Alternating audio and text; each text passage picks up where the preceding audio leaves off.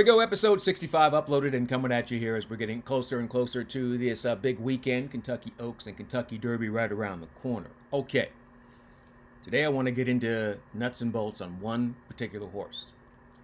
Once you make a selection where you actually like a horse and you've done all your research, hopefully you've done this 21, 22 times, right, with every single horse up and down the line.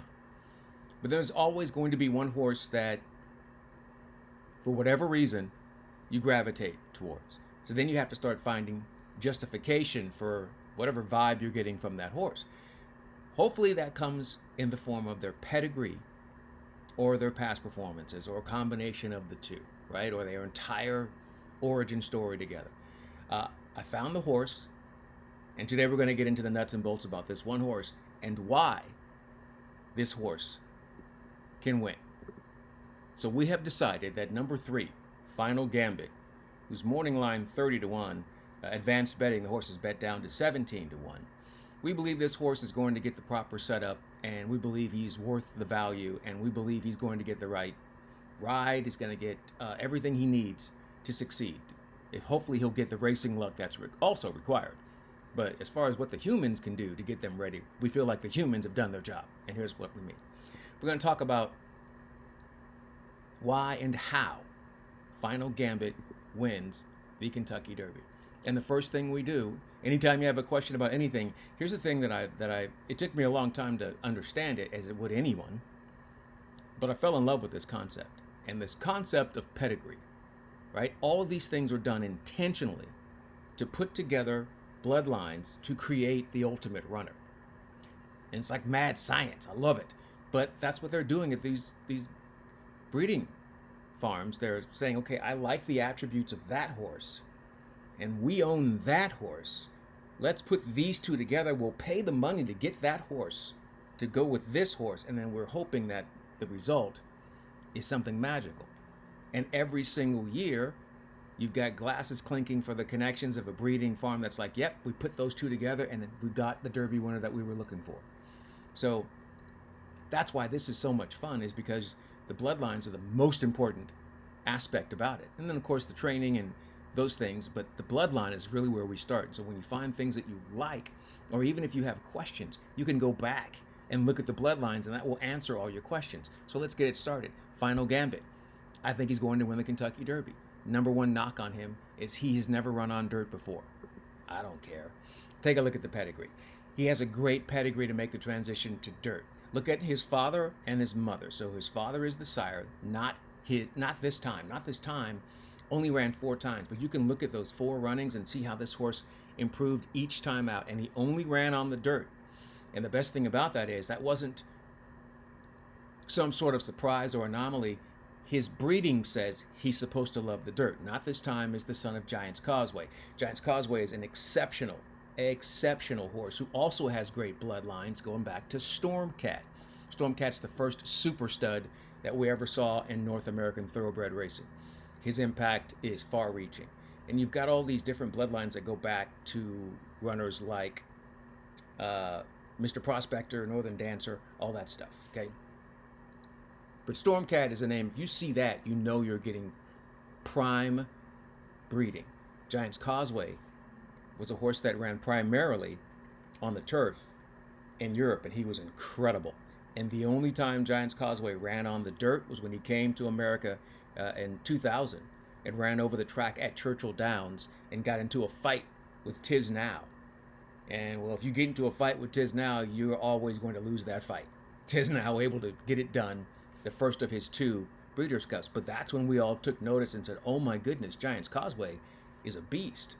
And then he moved on to the breeding shed, and that is completely, he gives you everything you need in runners. Outstanding stamina for distance, turf, and dirt. He's incredible. Now look at the bottom, that's his mama, Pachinko. And Pachinko was bred for the turf. And you can see how she was very effective and just kept getting better and better as she kept moving on through. So that's where you get the turf influence for our runner Final Gambit, and he showed that in his initial start, where he ran on the turf course at Churchill and looked great, by the way. So when you get into the breeding shed, Juddmonte, which owned Pachinko, trained by Brad Cox, right, also bred that mare, said, hey, we'll pay to put her with Not This Time. We like his versatility in the pedigree. We think he's going to give us a special runner. And he did. Final Gambit is a special runner, but how special is he? He's doing something that really has only been done one other time. And it was really impressive when it was done before. So the question is, can Final Gambit do what Animal Kingdom did back in 2011?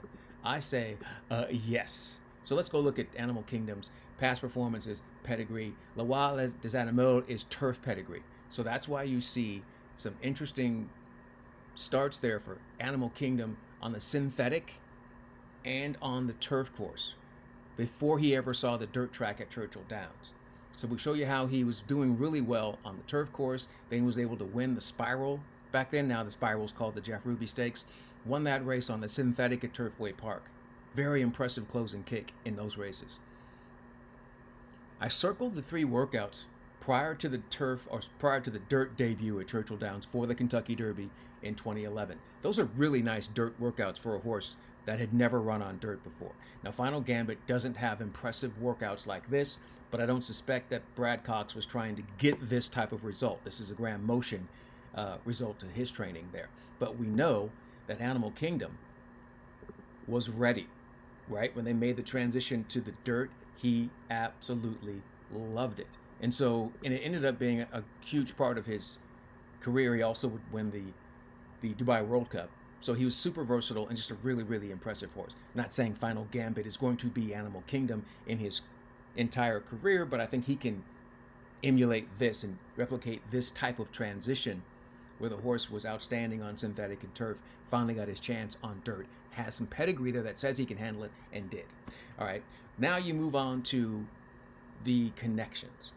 You have to have some sort of vibe. Now, Animal Kingdom was also an anomaly because it's one of the few times, if not the only, in modern Derby history where a pickup mount won the Kentucky Derby. Robbie Alvarado was supposed to ride Animal Kingdom on that particular day. Johnny V ended up getting the mount because Robbie had broken his nose and there was a whole controversy there. Johnny V got the mount and they won easily. Now, here, we've already got a team together. Brad Cox, Luan Machado. And they're very successful together. Their jockey trainer win percentage as a combination is 33%. That's exceptional. That's what you're looking for. You're looking for 25, 20, anything above that. You're like, that's a good team. What does that mean? That means that they're making really good decisions together. The jockey is like maybe working the horses with him. And the trainer's like, hey, I like the decisions that you're making. It's working for the type of horse that I'm putting you on, right? It's a trust that goes there. The jockey agent is working consistently with the trainer to say, hey, we want to ride that horse. We like that horse. So when that's working at a 33%, you're like, okay, we can deal with that. So then you want to talk about a rider who's coming into his own. The Juan Machado, steadily getting better each year, right? You want that from your rider. That means they're getting more opportunities and they're taking advantage of those opportunities. I think he's in the prime position to win his first Kentucky Derby. He's got 10 years of riding experience. He's got some ups, he's got some downs. He's learned from them and he just keeps coming back. He's very successful. Winning a riding title at Turfway Park is next to impossible because it's so competitive there. And it's full fields and it's just crazy madness. So if you can win back-to-back training titles at Turfway, you're doing a whole lot of things right. So all of that good karma carries over into a big race like this. And then the final thing is, if you've got a deep closer in the Kentucky Derby, you're going to need a whole lot of help up front. And we believe, well, not believe. Can I say we believe? Or I say we know. Let's say we believe, because you can't know until it happens, right? We all believe that there is plenty of speed signed on in the Kentucky Derby to set it up for a closer. Let's take a look at it and look at the circles near the speed, the pace rating there, early on that time for rating for Citizen Bull, right? Anytime you see triple digits for these runners, that means that they're consistently serious out there on the front end. They're not horses that are occasionally showing some speed, but they are always out there on the front end. Citizen Bull, New Equus, right? Remember, these are the inside horses. Rodriguez, they've already stated they're going to get out of there and hustle. And now you can't tell from Admire Daytona with the numbers. You can go back and look at that number there on the bottom, right? And you can see also, if you watch that race, you'll see how tough Admire Daytona is on the front end. He's going to have to use all of that speed to get position early on. That sort of thing will push the pace.